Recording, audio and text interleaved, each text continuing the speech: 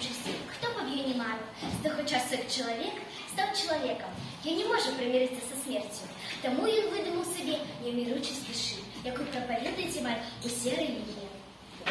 Я занепокоєна насчет эволюции виду при неумиручести индивидуумов.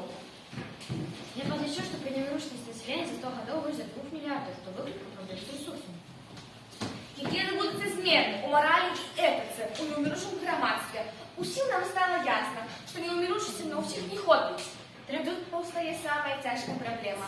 Я делю людей на умируших и неумируших. Треба ставити комітет по справах невмиручих, які будуть вражати тумбар вічного життя. Я згаджаюся, що невмиручість повинна тривати тільки водні люди. Подумать страшно. Вечность, как бескрайний океан. Плывешь по лету, а конца николи не будет. А что, коли надокучить плысти? Так обрыдаешь, что не вытрымаешь. Так ось, чоловік хоче жити, ніколи не помирати. А хто ж йому не дає? Откажеться жити. Закон природи, повод якого усе повинно померти. Усе. От секвоя до хлорелу, от червяка до академіка. Поділа неумиручість людей, Борис Петрович, нас так званих неумиручних, жмейка, а их же вунь кольки, да и крюдаем велика, который больше свідомо виду не показывает, але його все равно нема рішить. Я даю людям невмиручість. Нехай вони самі розберуться, що з нею робити. Така моя доля.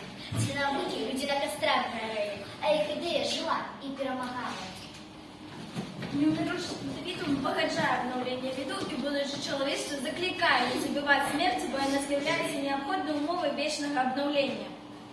Пацук здох! Дві дюрки в носі, але скончалися, як той казав. І тепер ми всі ровні. Ніхто нас не ділить на вічність і обезвічність, а лиш коли розставатися з золотою марою.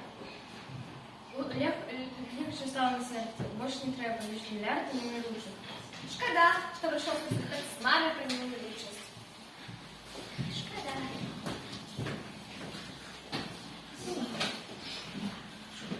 Это я подменила пацука, чтобы выратовать вас от проблем, які створила ваша відкриття. Мертвий пацук був іншим, а справді неумиручний залишився живим. Ой, жив, працював і ні об чому не думав. А тепер таке відчування, ніби мене така розслідці просудили.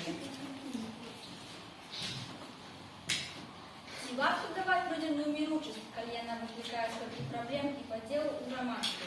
Наташа вирішила эту проблему по-своему, сказала, что правда це неумиручесть. Когда в час подумать.